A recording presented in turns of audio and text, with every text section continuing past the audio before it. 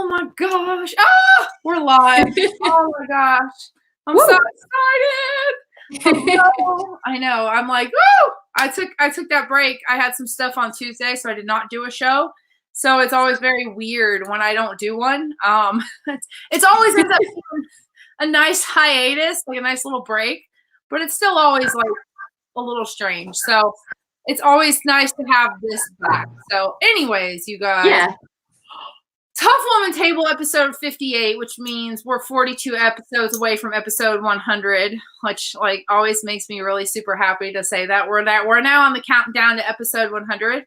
And it's funny because I remember being on the countdown to episode 50. So it's really cool. It's really cool. But all right, you guys, as you come in, say hey. Let us know where you are coming from. And as always, please feel free to interact, ask questions. If there's something that you would like to specifically bring up, please drop it in the comments and I will put your comment up there. If you catch us on the replay, hashtag replay. And again, same thing, let us know where you're coming from. And I'd love to know your thoughts. So please feel free to drop as you go, you guys.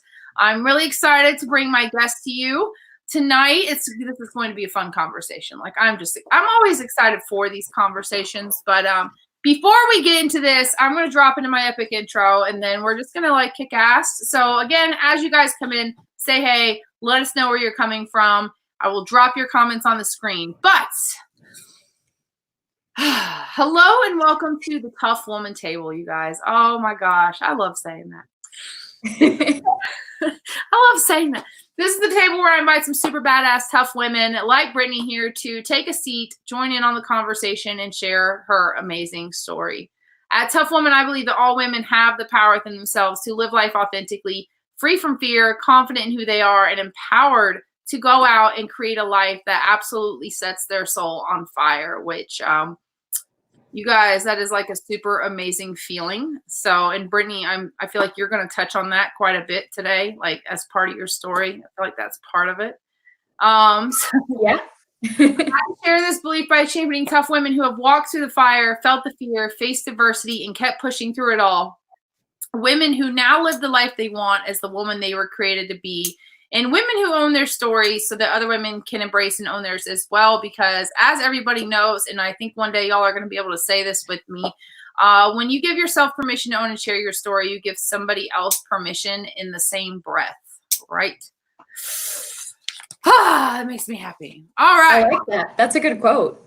Yeah, I don't know that I ever saw it actually outlined as a quote, but I saw stuff that's like when you share your story, you let someone else share theirs. So I'm sure it might be a quote somewhere, but hopefully maybe one day it'll be my quote. Someone will quote me and be like, oh, what they say.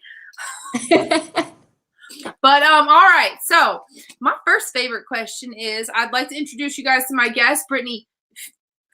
Say your last name because I'm going to mess this up. Ferri. Okay. Like I was sitting there. I had another woman on here one time and bless her, I love her to death. She's a speaking coach and her name is spelled H-E-I-L. And I kept wanting to say like how, and I butchered it all. She said, just call me Leanne, please. I'm sorry. But okay. So Brittany, welcome to the show.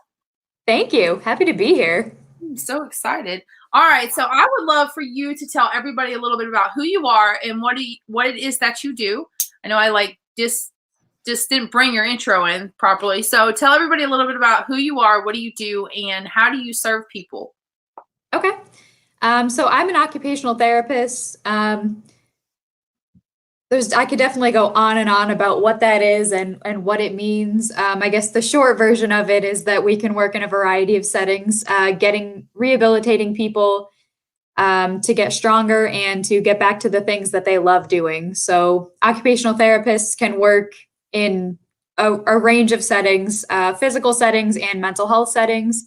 For the majority of my career, I've worked in mental health settings, primarily hospitals, so inpatient hospitals.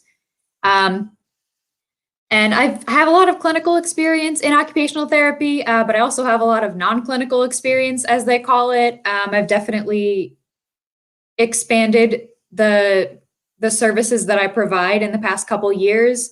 I do a ton of writing. I actually have one book one textbook published, another one set to publish this year.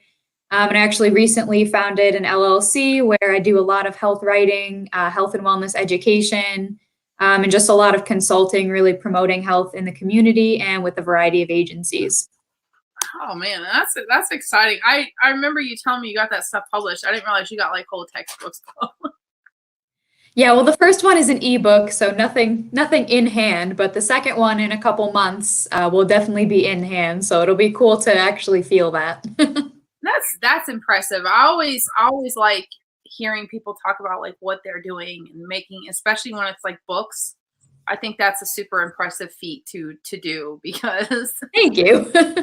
that's something like I definitely strive to do sometime in the future, but I'm just like, I just don't know how I could sit there and do that. Chunks. You have to chunk it. Set goals for each chunk. Got to make it manageable. Yeah, that's what someone said, and I was like, well, one day we'll get there. So I always admire the women who are like, yeah, I wrote a book, and I'm like, man, hats off to you, dude. Hats off to you, because I'm nowhere near that. But okay, so I love your title, From Patient to Therapist, and this is going to sound so awful. So you know the form I send you, and I send it to everybody. So it started getting wonky after like 25 people, and I was like losing information. I couldn't figure out whose was what. Well, apparently you can pick responses by the individual person. I'm like, well, that would have been nice to know 20 episodes ago when I was sitting here guessing stuff. So you guys just understand nobody is perfect, and we're all learning new things. So I just learned that with your show. 58 episodes later, I just learned that about Google Forms. So. Well, that's good to know that this is a landmark episode. Right? Like, oh, look, she learned something. But yeah, so tell everybody, because your story is really like a buildup. I feel like yours is such a buildup. So tell everybody, and feel free to go back. Like some people are like, oh, I really got to go back. Feel free to go back as far as you'd like, but tell everybody the journey behind what got you to where you're at now. Okay. Yeah, I would definitely agree in saying that my story was quite a buildup. I can't really say, I mean, there were some big moments, but I can't really say there was one really big moment that really made a difference. I think everything kind of culminated to get me where I am today. So during OT school, I struggled a lot with anxiety, a lot of self-doubt, had a lot of issues in my own confidence. And that definitely showed through in the work I did. A lot of test anxiety definitely caused me to choke on some exams. And I did not do so well in the beginning of OT school, unfortunately, to the point where I had several conversations with professors in my program, really just trying to figure out how I could do better and, how I could improve. And I think for a while there, I definitely was doubting that OT was the right path for me. As school went on, I can't really say what changed, but I definitely found my confidence more so slowly, and got to the point where I was doing better in school. I definitely still had confidence issues when it came to understanding my role in OT, how I could help, and really asserting myself, but I did well enough that I was able to improve my grades and succeed in the program. So that was towards the end of the program, I would say. I ended up moving back in with my parents for the remainder of the program, so the graduate portion. And unfortunately, during that time, I was diagnosed with endometriosis. So I was going through a lot of issues that I didn't really understand at the time.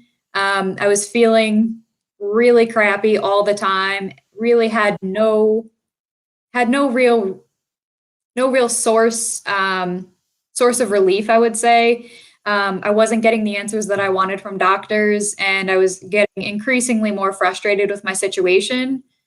And by this point, I was in graduate school, but I wasn't doing classes anymore. I was on internships, so I was actually in the clinic. And I really think that gave me valuable perspective at the time, especially because I was in the clinic and dealing with my own, clinical, so to speak, issues. I think it really gave me a new perspective of what it was like to be a patient.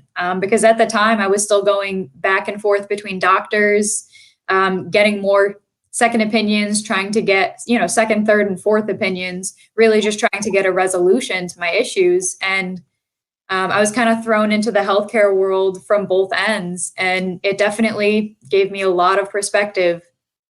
And the majority of my internships were in mental health. So I was seeing the impact that my own mental health was having on my ability to treat people in mental health.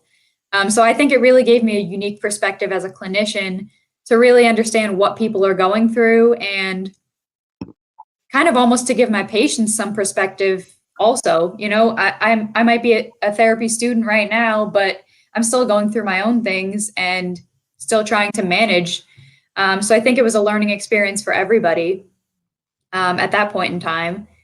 And once I graduated, I ended up working more in mental health. Like I said, that definitely became my calling. I really love mental health. It's a lot of people in mental health call it their tribe, and I would definitely agree with that. I think working with the mentally ill population is really my tribe.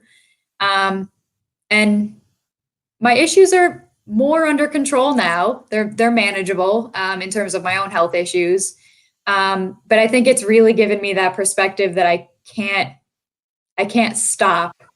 I can't stop having that empathy and the care and consideration for patients, because I know what they're going through at most given moments. We might not have the exact same situation, but we definitely relate to each other on more levels than people usually think. Mm-hmm. And I guess that would be the main. Oh, I'm sorry. I'm not trying to. Angela says, was this yesterday? No, Angela, it is today. It is Thursday. It is Thursday. It is Thursday. No, Angela is a very long time fan of the show. She's actually been here for all 58 episodes. And I always want to shout her out when she comes. But yeah, I love that you talk about that, because I feel like mental health is such a, I don't want to say it's definitely not, I don't know what the word, but it's definitely a subject that is not emphasized enough. It's not talked about enough. My daughter struggles with a lot of mental health issues. So I have to ask you, what was the one thing that really got you into wanting to go into the mental health aspect of OT? When I was in school, I never really thought twice about it. I always thought I might work with geriatrics. I always kind of liked working with older adults, so I thought I might end up working there. But like I said, I had a couple rotations in mental health settings.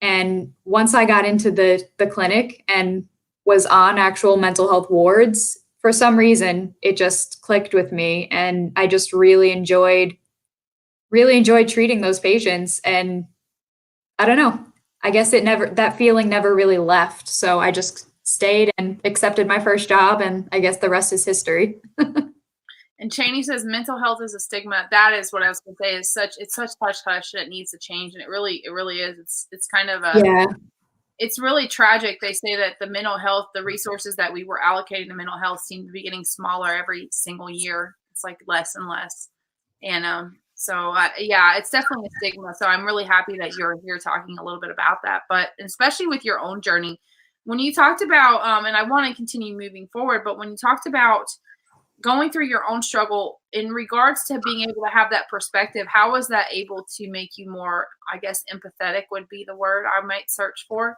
in regards to the patients you were working for? Like, how did that really help you to see things? Yeah, empathetic is really the perfect word to describe it. So endometriosis, not sure who's familiar with it, but it's a reproductive issue. So it usually leads to really, really heavy periods, really a lot of menstrual changes that are definitely not fun. But where those all stem from is hormonal changes in the body. So hormones obviously have a huge impact on us, our mood, our appetite, our sleep, things that we don't even recognize. And so those hormonal changes definitely had a big impact on me. I had difficulty focusing. I was irritable. I was withdrawing from people that were close to me. I didn't have energy to do anything during the day, sometimes even going to work. So I was definitely struggling with a lot of the same mental and cognitive symptoms that my patients were struggling with. Definitely not to the extent of mental illness, but I definitely was having some of those same issues that they had. And that made me realize, yeah, it's hard. When I go in my patient's room and ask them, you got to come to group, and they're so tired and they just can't get out of bed, and they say, I really just can't. I definitely understand that because that was something I was dealing with at that very moment too. So it definitely made me empathize. You know, everyone's going through a lot of things, and sometimes people don't realize, you know, you might be acting this way because you have this going on. Nobody really realizes what people have going on. You know, even if you think you might know everything about a person, there's still a lot that is under the surface and a lot more than meets the eye. That is so true. And Cheney said that's a fact. It gets cut every year. Yeah, it's really sad, and having to go through mental health stuff with my daughter. It's just you're thankful for when there are people who get it and who you can have access to. And then I it was on my Facebook, Angela. I'm gonna start tagging you in the posts every week. Like I'm gonna tag you. But she says hello. Hello, anyways, ladies. Hello, Angela. I'm always so happy. Hello. Angela is a valued member of my tribe. Cheney is a valued member of my tribe too. And Cheney, I just realized I did not tag you in that post today, even though you are a valued member of my tribe. So, continuing on in your journey, you're at that point where you've now kind of found your tribe, and you're going. So, what was it like continuing your journey? Because you started. I know reading on your story, like you started really feeling that burnout from clinical life. Yeah, definitely. Burnout in my profession, and I think probably in every healthcare profession, is a really big problem. Again, another problem that's kind of hush hush, and a lot of people don't realize it. Maybe even a lot of clinicians don't realize that they're experiencing burnout. You know, maybe they're hopping from job to job, or they're finding themselves increasingly dissatisfied with the work they're doing. You know, they really don't feel like they're making a difference anymore. A lot of clinicians who feel that way probably are suffering from burnout. I think especially in mental health, it can be very exhausting, and it's a type of exhausting that sneaks up on you. If you're physically burnt out, you know, you might be able to see some of the injuries you have, but if you're emotionally burnt out from taking on all of your patients' problems, if you work in mental health, it's especially insidious, I guess I would use to describe it, because you don't even realize that you're getting compassion fatigue, like a sort of compassion fatigue where you just feel so much for your patients that it's really hard to take care of yourself. So I would say that, yeah, burnout is something I was experiencing after the first few years. I don't think I realized it at first. I thought if I changed jobs and was in a different setting that, you know, I would feel better and I would kind of, you know, break out of it. But the burnout kind of continued, and I was seeking other ways to relieve stress, and I happened upon writing. And so writing kind of started as a stress reliever, and then it ended up being, you know, what it is today. I do writing. That's basically my entire career, and, you know, writing the books, and that it really ended up being a solution to my burnout, because I feel like I'm still making a difference in the field, while not directly getting, you know, those symptoms of burnout that I was having before. And and just because I would like you to touch on what were some of the symptoms that you started recognizing? Because I feel like in all spaces, especially in the entrepreneurial space, when we go into that space of being our own boss and having all these different setups and how to run our own business, burnout is a real thing. And it's funny because I've actually seen some people who are like, burnout's not real. And I'm like, but can you tell anybody about what burnout was like for you? Because I always really want people to understand the importance of mental health above all else. You know, it is really possible to hit a wall. Well, it's funny that you're mentioning that people say burnout isn't real, because you can actually throw statistics at them now, because it's now recognized by the World Health Organization as a classifiable condition. Occupational burnout, so people that are feeling burned out from from their jobs, no matter what the jobs are. So the things I was experiencing with burnout, I didn't want to go to work in the morning. I wasn't getting that same sense of reward that I got when I first started as a therapist. I was definitely having physical symptoms too. I was having difficulty getting out of bed in the morning. I was starting to get seemingly random aches and pains. I was having trouble focusing. Really wasn't sleeping well. And I thought that a lot of those symptoms would go away. Like I said, if I changed jobs, okay, I'm getting frustrated with this job. I need a change of pace. And then I would get that change of pace and still was feeling the same way within a few short months. And that's how I realized, okay, I can't just keep job hopping like this. I'm a hard worker. I'm a really good employee, but if I keep job hopping, I'm not going to find what I want. I need to actually do more exploring, and I need to actually have a big change of pace in order to kind of get relief from this burnout while still doing something I enjoy and I'm making a difference. And Angela says, I have seen that many mental health professionals suffer from this. Yeah. I actually am right now in my coaching because I'm so busy trying to find my balance. Yeah, I think that's something. Balance is really hard. Yeah. I think that's something, especially when you're still working, when you're in that, I feel like it's the transition period. It's that period we talk about, and you actually started talking about how you started transitioning, that period where we're still working, but we're in the beginning of building our business. So it's like, well, how do you balance that? Where do you find that balance? Because for a lot of us, myself included, we're still working 30 to 40 hours in one job, and then we're coming home and we're working another like 20, 30 hours in this business. And it's like, what do you do to find the balance and don't burn out? And yeah, I would have to ask you before we move on, what were some of the things you said writing, but were there other things? Because I feel this is something a lot of women struggle with. And I think a lot of women might appreciate that, is to know, what did you do to kind of help yourself along with the writing? What were other things that you did to help yourself work through that burnout and pull yourself through it? Well, I think when I really realized that burnout was setting in and I really needed a drastic change to my circumstances, I was living in Washington State at the time, and hiking out there is just absolutely beautiful, and just the nature and the landscapes are seriously unparalleled.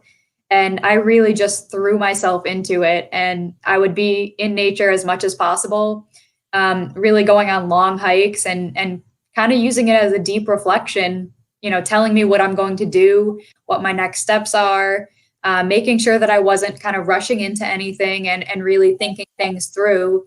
Hiking and just being in nature really helps clear my head and kind of reconnect me with what I really love. And I think it worked. I think it ended up being really, really what I needed. And the hiking even kind of led to other extracurricular activities that really further relieved the stress. Like I got somewhat into rock climbing. So it kind of snowballed from there. But I would definitely say that my initial reasons for hiking were not pure, I guess you would say. Like I was just desperate. Like I just needed to get out. And like, it was almost a rage hike at first. Like I was just so furious with my situation. I was just like pounding on the ground, and it worked, because by the end I was nice and peaceful, but I was furious at first. So, oh my gosh, and I would say that's got to be an interesting sight, because I imagine hiking. We went on a hike actually a couple weeks ago, and it was like, they're like, it's only like 3 miles round trip. They're like, there's this thing, kind of high elevation, and you're like, okay, this isn't gonna be too bad. And we're going with my dad and my stepmom, and my stepmom has like 1 1/4 lung. Like seriously, she's got a quarter of her other lung. And my dad's got like serious joint problems in his knees, and me never having been here, I'm like, this isn't going to be too bad. And we it's like up, up, up. And I'm like, oh my God. So it's like when you say that, I'm sitting, oh, don't why am I here? Nature. Just oh my gosh. So I'd love to talk about, because this is always my favorite part, is hearing about how women come into the space and how it starts transitioning, because I think a lot of us get into this and we think it's going to look one way, and it really ends up looking another way. So when you started doing the writing, how did that start transitioning you out of the clinical life and more into doing what you're doing now with your company? It was, like I said, it was kind of slow at first. I really dove into the writing as a stress reliever. I had no idea that I could make money from it. I was just doing it because, I had words in my head and I needed to get them out. So, I was just typing away on the weekends. And then I kind of started doing some exploring, like, what if I were to, instead of reading some of these articles that I see online that therapists write, what if I were to write some of those? And it never really dawned on me until I saw them in a different light. And I guess I got, the clarity from my reflections that made me realize, okay, I really need to make a change. I guess it kind of happened upon me. Maybe this can be the change. Maybe I can be the therapist writing these articles instead of me reading them. So I kind of did some exploring and looked into it. And I reached out to a few websites. There were websites for therapists writing articles, like clinical advice or career advice for other therapists. So I reached out to a few websites. Hey, can I write a guest post? Yeah, sure, no problem. So I ended up writing a couple guest posts just for free, just to kind of get my feet wet. And they were really well received from both the editors at the publication and from other therapists who read it, commented on it. I even had some therapists reach out and email me. Because I think the first article I ever got published was actually on finding your niche. So that was I thought it was interesting that I was writing about that. I thought it was pretty cool at the time, I should say. Writing about finding your niche, and here I am finding what ended up being my niche. So from there, it really just kind of snowballed. I just kept looking for more and more guest posts, and the guest posts eventually ended up going into paid posts, and then a couple of staff positions, a couple of contract positions. And for a while, those were really on the side. They were still on the side of my full-time mental health job until I think it was about when I was moving from Washington to New York. It was around that time when I didn't have a job in New York yet because I was still figuring things out. I didn't want to jump back into a clinical job yet, so I wanted to kind of weigh my options a little bit more carefully. And so I was really diving into the writing research more, I guess. So looking for ways that I could write more and more. So then I ended up happening upon a few writing jobs, and then it kind of started from there. Those were my main jobs for a while, were a few writing jobs. And then I ended up moving into teletherapy. So through a platform very similar to this, treating patients that way. And that definitely helped keep my feet in the clinic in a sense. And then I dove into writing more, and then it's kind of been a balance between the two of them. But most of the time, writing kind of takes the cake. I'm doing a lot more writing more than anything else nowadays. And so, and tell everybody, I'd like you to tell everybody, and first and foremost, hold on. I can't, hola. It's like horrible Spanish, you guys. But they're from Argentina and Brazil.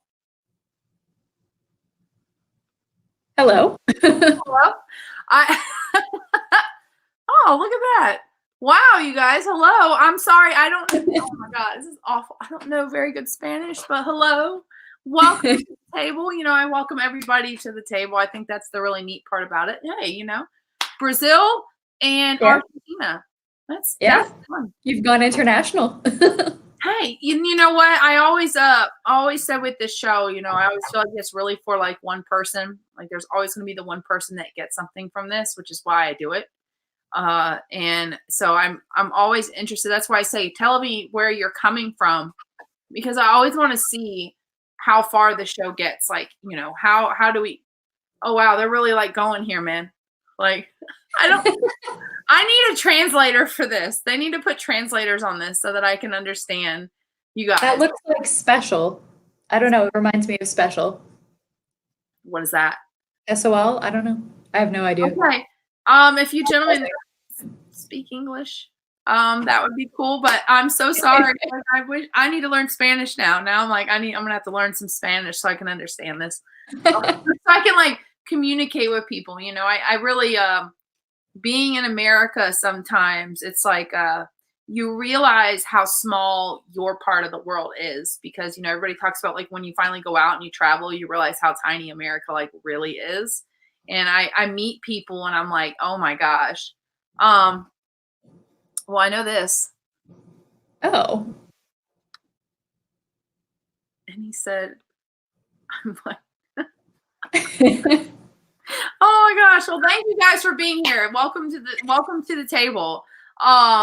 So anyways, thank you guys for being here. You guys, so tell everybody a little bit about what it is that your company does. I know you talked about a little bit like in the beginning, but what really was the brain behind starting? Like, what was that blast behind starting your company and turning it into a full scale, like actual LLC, making it a company? Yeah. So my company is Simplicity of Health. I actually started it, I think it was just over a year ago.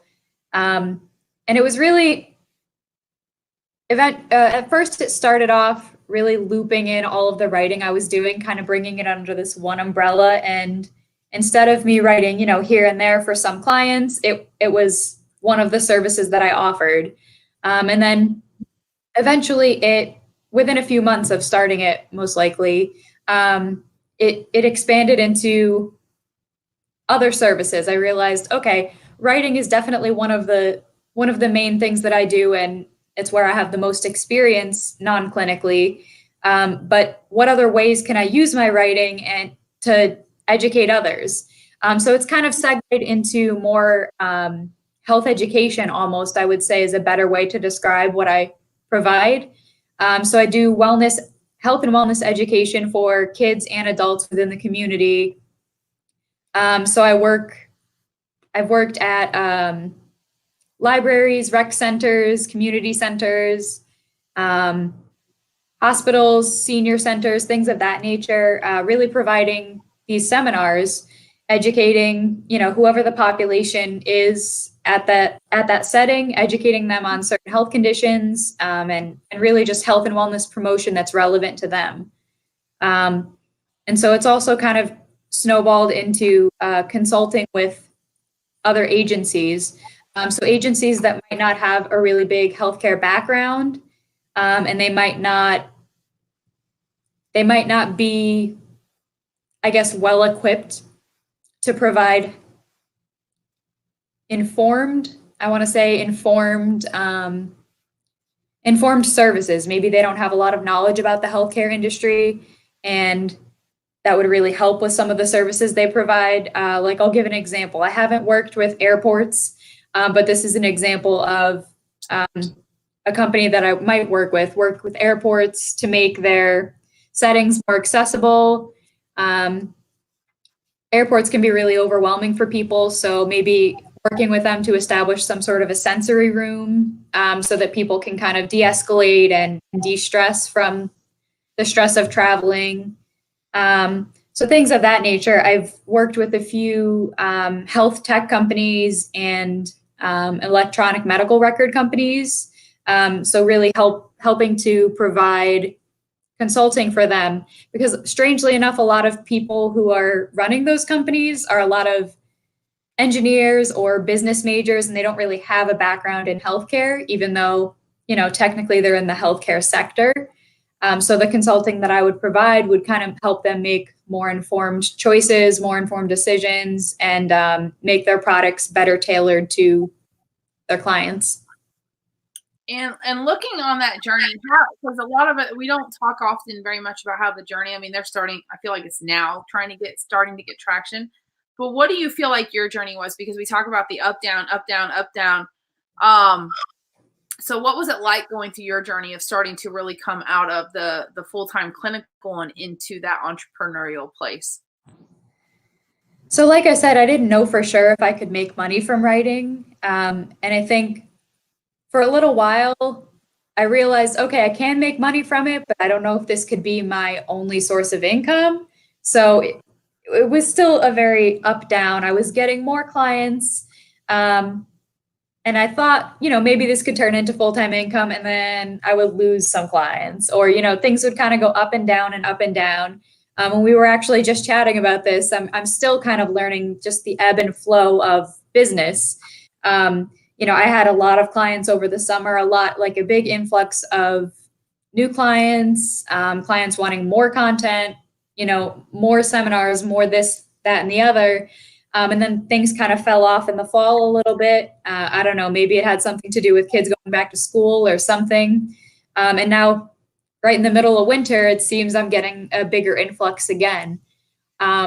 So still kind of learning the ups and downs of owning a business and really where your sources of income are coming from. And of course, that's going to be something that's going to inform my business plan in the future and really help me plan for, lulls in clients or, a big influx of clients. And who knows, maybe someday that'll really help me plan out, whether I can hire somebody else to help out with things or whatnot. And I think it'll really help inform my business as it grows. Mm. So what do you feel are some of the pivotal things that you've learned just going through all of this? Like what do you feel are some of the things that you have learned about yourself going through this journey? So kind of going back to what I was saying at the beginning about kind of how my journey started, I had horrible confidence in school. I really didn't know, if what I was doing was right. I knew I liked OT, but I wasn't so sure if I was good at it. I didn't really know how I could make an impact. And now I think the business and kind of everything I'm doing right now, the fact that it's very, very much so dependent on, my own go-getter skills and me self-directing my learning and everything I'm doing, it's really helped build my confidence, like far beyond what I ever thought it could be when I was in school. When I was in school, I still had a really narrow view of what occupational therapy is. Okay, you go to work at a hospital and then you come home and that's it. That's the only thing you can do. But ever since I graduated, I'm just every day I learn more and more ways that OTs can impact the world, ways that we can impact our colleagues, the ways that we can impact pretty much anybody. And it's definitely not the view that I got of OT when I was in school. So I think, yeah, like I said earlier, really above all, I would say it's impacted my confidence. It's really made me a lot more confident in what I can do. And speaking of confidence, because that's also something. So my whole one of the other things, and just for anybody wondering, and if anybody catches this, I had to block some people because they started cussing and saying inappropriate stuff. So that's why I'm doing comments right now. Well then. Hey, listen, I'm not against anybody, but the moment you start dropping the F-bomb and talking about hairy ass and other things. Oh my. Yeah, like we really just have to stop that. So I'm not against anybody, but I am against inappropriate crap. Like if you're gonna come on here, have a conversation, that's fine. I'm happy with that. But don't come on here and just be an ass for no reason. Like someone's in there talking about coronavirus. You can't really joke about that. That's not right, and you know what? It's okay. I leave that stuff up on purpose because you know what? Just goes to show you, man, but I just try to respect everybody, but at the same time, when I feel that things aren't being disrespected, you kind of got to just set those boundaries, people. Yeah, boundaries are huge. Yes. What did you feel helped play into your confidence? I know you said just continuing to do it, but what was really some of the catalyst in helping you create confidence? Because a lot of people struggle with that. A lot of people struggle with the imposter syndrome, in all this. And so I'm always Angela said, great story. Thanks for sharing. Angela, you know what? I'm going to tell you before we get in here, I had Lonnie was on when she did her show, and I went on to YouTube and some dude had posted, it's always guys. I'm sorry, guys. I'm not going to hate on you, but it's always dudes. It's always dudes. Y'all have like some weird issue here. But he said, you guys look like a bunch of girls that were kicked out of the cool kids club and not allowed to sit at their table at lunch. And I'm like, oh, okay. Oh, okay. All right. I mean, okay, cool. I don't You know what it you know what it is? It's guys don't have a forum like this to talk about, what led to them being where they are today. And some guys really just don't know how to deal with emotions productively. That's the nicest way to put it. Some guys can't process their own feelings. And you know what? Yeah, we need a tough man's table next. Right? But it would be like the complete opposite, like where they would actually talk about their emotions and not like I went to work today. Shut the fuck up. Good. Just no. Come on, y'all. Like, it's okay. It's all right. Okay, so we need a sensitive man's table. Right? It's funny when you tell, and I know this is a little off subject and we'll get back, but it's funny when you tell men that they have a masculine and a feminine energy and they're like, what? What? And I'm like, yeah, we all have one. And they're like, I do not. Overcorrecting with the masculine energy. Okay. All right. No, sure you won't. Okay, cool. But yeah, so what were some of the things some of the things that really helped lead you into having that confidence besides just the like showing up, like, because a lot of people struggle with that. That's a huge thing. Yeah, and I think what you were saying about imposter syndrome, that's a lot more prevalent than people realize. And again, it's kind of like burnout. People don't realize that that's actually a classifiable, condition or something that people struggle with. But yeah, imposter syndrome is huge, especially I think in the medical field, with people in medical school, I think, because they're in school for so long. And then once they get out, it's just, wait, how did I get here? What am I doing? So I would say what's made my confidence better, I would say I really focus on gratitude, and I definitely use a lot of the things that I preach to my clients about. Self-care, really focusing on what's going well, planning, organization, all things like that really boost my confidence because it really makes me realize, okay, I'm reassured, I'm cool, calm, and collected. I got this. I come prepared. I plan everything out. I'm really detail oriented. So things like that definitely help boost my confidence. And like I was saying, the gratitude, really focusing on that every morning and every night. So, what went well today? What went well? I mean, like even just focusing on it in the morning.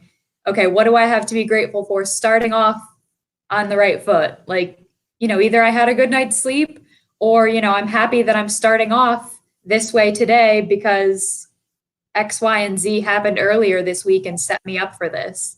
And then kind of doing it again right before bed, really, really putting you on a good note. Okay, I can go to bed. I'm feeling good about these 2 or 3 things. And, if certain things didn't go my way, at least I'm still finding something that I'm grateful for, because no matter what, something is going to be, something's going to pop out as, okay, I really need to make a note of this. I really need to recognize this and be mindful of it. And I think that's something that we could all stand to do now and again. So it's definitely helped build my confidence, just really having a different frame of mind in looking at things. So in touching on that a little bit, especially because you are such an advocate for mental health and stuff. So for people who are really dealing with heavier mental health, and especially in the entrepreneurial space, and I think this is a really unique place to bring that out at, what would you recommend are some things that they can do to help move through things like burnout and imposter syndrome, and really helping them get to a space where they have more of that mental clarity? So this is people struggling with those things, or so just people mental health concerns? Yeah, a lot of people, especially women, there is all those fears and those doubts. And like right now with what I talk about, it's like overcoming the fear and the doubt and that voice inside of your head.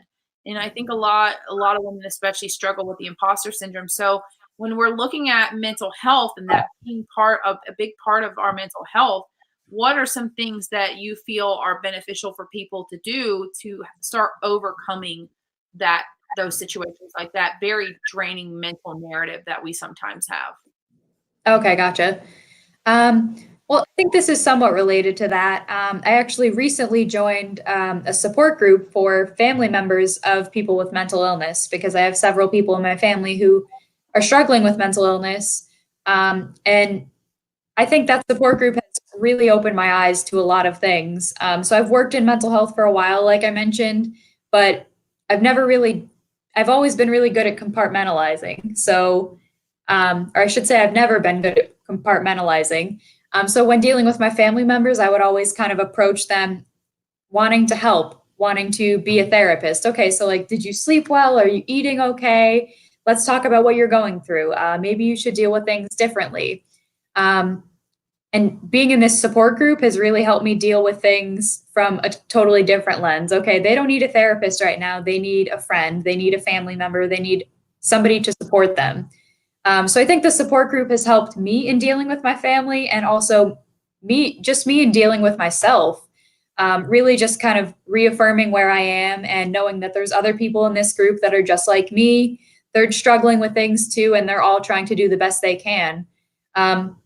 So I think that was my long-winded way of saying that support groups are really helpful for that sort of thing, building confidence, and really just, I think they're really good at preventing a crisis before it happens. Because if you're around a group of like-minded people, your tribe, so to speak, like we were talking about earlier, you're going to feel supported, you're going to feel reaffirmed, you're going to feel more confident to really tackle these situations in your personal life, and really understand that it's not as bad as you think it is. You have other people who are there for you, other people who will give you advice, and really other people who can give you an ear if you really need it. So I think that can definitely help. And similarly to that, looking for resources in the community. So support groups, any sources of mentoring that you can find can really be helpful, especially from other people in your field or maybe people you aspire to be like. I think networking and making connections in order to kind of find forums like that are really invaluable. Even just sending a quick email or a LinkedIn message or something like that can really go a long way. I mean, that's how I came across you. I sent you a LinkedIn message and said, hey, this looks like a really awesome forum. I want to be a part of it. How can I get involved? And yeah, and I feel that's incredibly important. And I think that's why I talk about doing things like this. I always tell people, go do something like this, like provide space for somebody. Even if you just have someone come on there and there isn't this thing where we have like Angela said, great session. Oh, I did it. Oh, thank you. Oh, yes. And even if there isn't like this ability to do the commenting and stuff, it's like, even if you just provide a space and you hold a space for somebody to just have, to be themselves, it's amazing what it can do for somebody. Like, really, I mean, I tell people all the time, just go out and do something like this. You don't have to do this, go out and talk to people and create the connections, because it's, especially in this day and age, they talk about we're so connected yet so much more disconnected. I think I read something the other day because my daughter is highly addicted to her phone. I don't know if anybody else has a teenager, but yeah, those phones are like, and they were talking about the effects of social media on youth brains and stuff like that. And that blew my mind. The things that it can cause, so they talk about like a lot of the things you said, disconnecting, going into nature, but also having that support for somebody. And I think in this, when we get these opportunities to provide places like this, it's really important to not only provide the space, but like for you having so much knowledge in the mental health, it is beneficial for you to come on and talk about that, because then it gives somebody else the ability to go, oh my God, she struggled too. So it's not just me. So now you're creating this wider network of empathy and compassion for other people. And so I think it's like a domino effect. It's a wonderful thing. So yeah, exactly. A really good domino effect. That's my long-winded way of saying I shouldn't be the only one doing these kinds of shows, and everybody else should think about doing their own show. Just saying, which means everybody should go live. Yeah. have people from other countries come on and say things. Supportive things. People from other countries saying supportive things. Yeah, not talking about hairy butts and stuff like that. But okay. So looking back on your journey, and I know I've asked you to talk about tips and stuff, but if you were to really have someone come up to you and say, "Listen, your journey's fantastic and your story's awesome," and it really is. What are 3 key pieces of advice you can give me going through a journey? And it doesn't have to be anything specifically related, but if you were going to give someone 3 pieces from your own journey of advice, what would those be? I would say believe in yourself. I know that sounds corny, but believing in yourself really, really helps you just like step back from everything and focus on, okay, this is the good I've done. And I just have to believe that I can keep doing good and keep persevering through everything that goes on. Another thing I would say is definitely don't underestimate the value of networking and just reaching out to people. Even if you have no idea if they'll respond to you, oh, in a million years, this person's never going to respond to me. They're never going to give me a second look. If you're interested or you feel the need to reach out, do it, because you have no idea what good can come from that. The amount of valuable connections that I've made and writing clients that I've gotten and community partners that I've made, and just really powerful people in the community that I've connected with. I don't think any of that would have been possible if I hadn't put myself out there and said, "Hey, I'm Brittany. I'm an OT. I'm a writer. This is what I do. This is what I'm about. I'd love to connect. I'd love to see how we can partner." If I didn't do that, I really don't think that I would have come across a lot of the opportunities that I have. And it's every opportunity shapes you in some way, shape, or form. So I really think it's definitely played a part in where I am this very moment. And then you said 3? Yeah, I like 3. I always love 3. Well, yeah, 3 is a good number. I'm gonna have to go with gratitude too, because gratitude is just, it gets you through everything. Well, I'll do 4 too, because I forgot about my organization. I have to do a plug for organization. I think that definitely plays a role too. If you have any kind of a business or passion project or any kind of endeavor, organization is really going to take it to the next level, because you have to stay organized, and that's going to help you set goals and really just expand what you're doing. So I think the organization combined with everything else, the gratitude, the goal setting, the connecting with people and believing in yourself, that can definitely all play a powerful role together. And I want to piggyback on the networking thing with a little piece. I would tell you, and this is why I find this forum specifically so important. So I would tell you to go out there and share your story with as many people as possible. Like the fact, you talk about, it's one thing to go and say, okay, I'm an OT, and I'm not saying this like in a bad way, but to go, oh yeah, I'm an occupational therapist and I have this company and this is what I do. And I think that's, obviously we all want to tell people what we do. But it's when you come from that place of I'm this and this and this, but this is the story behind it, and you can create a message out of that. I think that's such a key thing. Like I love that, you came on here and it's so easy to resonate with different parts of your story and go, oh yeah, like I get it. And I feel like that creates that humanistic level. So like I always say, everybody, on top of everything, which I loved your points, go out there and share your story with someone. Like today, like go out and just share your story with somebody. Like you really don't know what that's going to do. And you'll find that I find that every time I share my story, it's always a different part of it. Like it's always a piece that I forgot about, or, so it's always something new. So I think it's a beautiful learning space for everybody. But okay, so this is the piece of the show, because we're already at almost an hour. I can't believe it. That flew by. I know it does. It always does. When I started this, I was like, I'm just going to do 30 minutes. And I was like, 30 minutes, not be too much. I'm going to do an hour. And I'm like, man, I hope I can keep it going for an hour. And it always flies by. Like I look up and it's like 5 till every time. I'm going, oh my gosh, that's crazy. So tell everybody about where they can find you, because a lot of my audience is sitting on Facebook, but a lot of them are also on LinkedIn as well. So tell everybody about like, where are you at primarily, what it is that you're doing at this moment. And if they do want to work with you, like what would be the proper setting for someone to reach out and work with you? So right now I'm in Rochester, New York, right in the middle of what's probably going to be a pretty bad snowstorm tomorrow. So for anybody who's in that area, I feel bad for you guys.